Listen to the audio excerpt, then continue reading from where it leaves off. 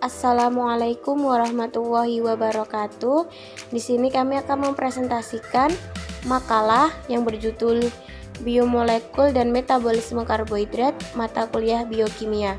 Di sini terdiri dari Isnayu Nur Latifah dengan NIM 19080766064 dan ada Rika Nur Laila dengan NIM 19080766065. Di sini kami akan membahas tentang apa makna karbohidrat dalam tinjauan Islam, kemudian apa saja jenis dan fungsi karbohidrat, bagaimana proses fotosintesis dan jenis reaksinya, kemudian apa hubungan fermentasi dengan glikolisis, hubungan siklus Krebs dengan transport elektron.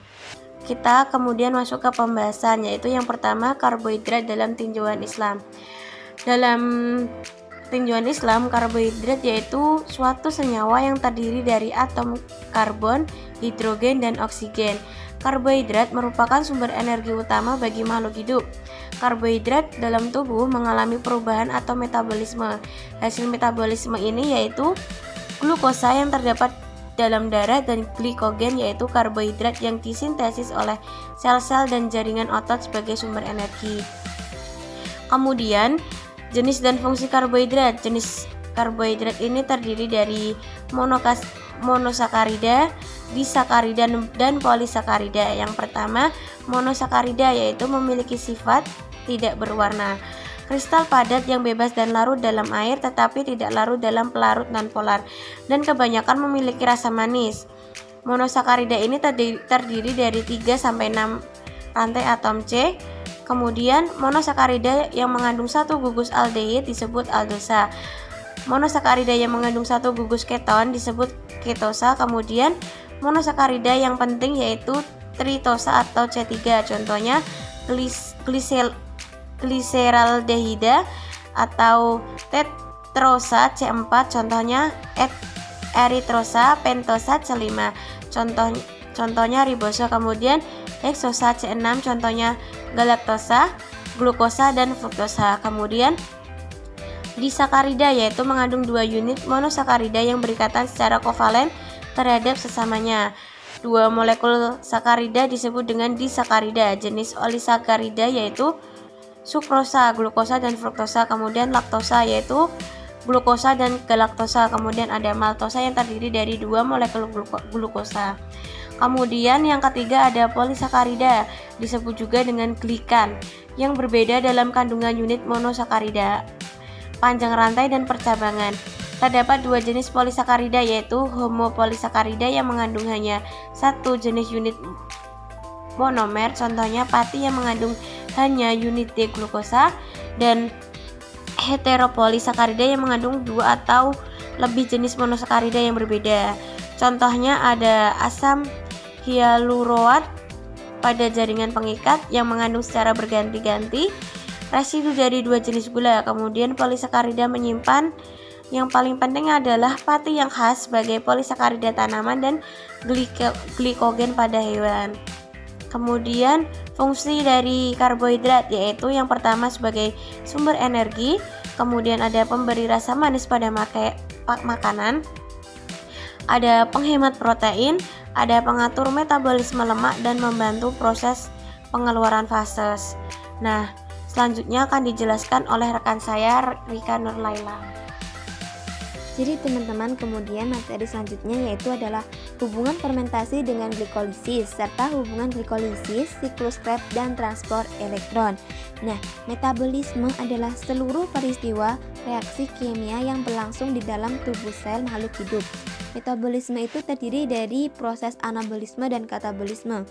Proses anabolisme yaitu adalah proses penyusunan senyawa kimia sederhana menjadi senyawa kimia yang kompleks. Kemudian energi yang dihasilkan dalam anabolisme atau biasa kita sebut dengan fotosintesis jika membutuhkan energi yang berupa cahaya. Kemudian jika energi yang dibutuhkan itu berupa senyawa kimia itu disebut kemosintesis.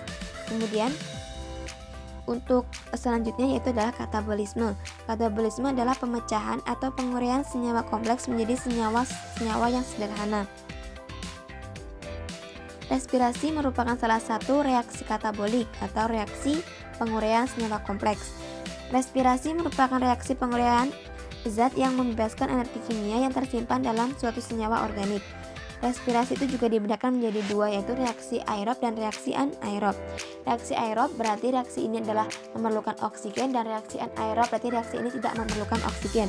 Pada reaksi aerob tersendiri itu ada 4 tahap, yaitu ada glikolisis, yaitu adalah pemecahan glukosa menjadi senyawa sederhana yang terjadi pada sitoplasma dan menghasilkan asam pirufat, asam ATP, kemudian dan 2 NADP.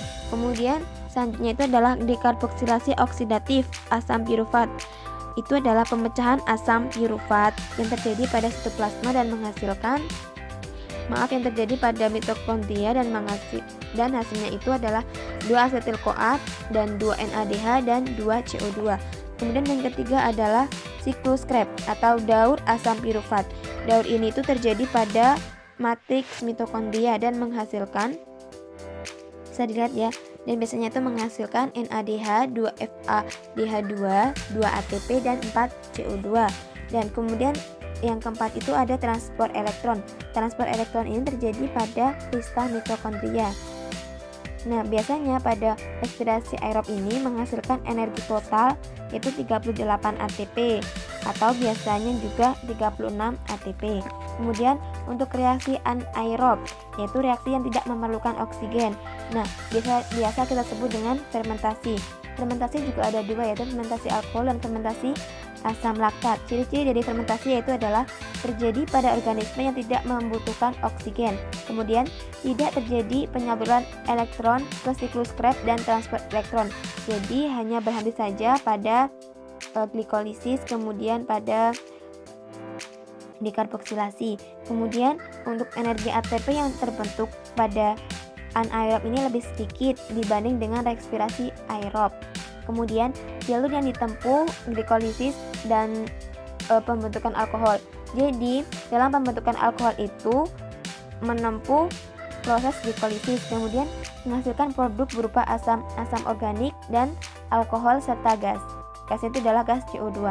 Kemudian sel-sel ragi ini merupakan mikroorganisme yang dapat mendapatkan energi dari proses respirasi anaerob. Jadi ragi itu bisa memerlukan energi atau mendapatkan energi dengan respirasi anaerob. Kemudian pada pembuatan kecap, anggur, wine dan sebagainya menggunakan fermentasi alkohol. Contoh dari bakteri yang melakukan fermentasi alkohol yaitu Saccharomyces cerevisiae, dan hasil dari fermentasi alkohol itu biasanya berupa 2 ATP, 2 CO2 dan 2 alkohol atau 2 etanol. Itu pada fermentasi alkohol. Jika hasil pada fermentasi asam laktat itu hasilnya adalah 2 ATP dan 2 asam laktat. Kemudian ragi memerlukan glukosa yang dipecah, kemudian akan terjadi proses glikolisis. Jadi pada proses glikolisis pada ragi itu memerlukan bahan bakar berupa glukosa. Ragi mengalami reaksi fermentasi dan hasil akhirnya itu menghasilkan CO2 dan etanol ataupun alkohol. Dapat terlihat dari bagan bahwa proses awal glikolisis itu memerlukan bahan utama glukosa yang berupa monosakarida. Kemudian monosakarida ini adalah bentuk sederhana dari karbohidrat. Kemudian disakarida itu adalah bentuknya lebih kompleks lagi dan seterusnya. Gula yang ditambahkan ke ragi secara berlebih akan menyebabkan meningkatnya kinerja dan tidak menyebabkan kerusakan pada ragi. Glukosa dan sukrosa menghasilkan jumlah etanol yang sama. Glukosa adalah bentuk gula yang lebih efisien selama proses fermentasi, dan kemudian sukrosa ini adalah yang kedua, yaitu efisien yang kedua. Kemudian pemecahan sukrosa disakarida kemudian akan melepaskan banyak energi dan menghasilkan jumlah etanol yang sama. Karena proses glikolisis hanya dapat dilakukan dengan mudah dengan bentuk karbohidrat yang sederhana yaitu monosakarida. Itu menurut Molerat tahun 2018. Glukosa lebih efektif untuk dimetabolisme oleh ragi karena lebih kecil dan lebih mudah memulai glikolisis. Sukrosa tidak menghemat energi karena harus memecah dulu menjadi monosakarida. Kemudian tujuan dilakukannya respirasi yaitu untuk memperoleh energi. Energi yang didapat melalui fermentasi lebih sedikit dibandingkan dengan respirasi biasa atau respirasi aerob. Kemudian adalah homeostatis, adalah suatu keadaan di dalam tubuh suatu makhluk hidup yang mempertahankan konsentrasi zat yang ada di dalam tubuh.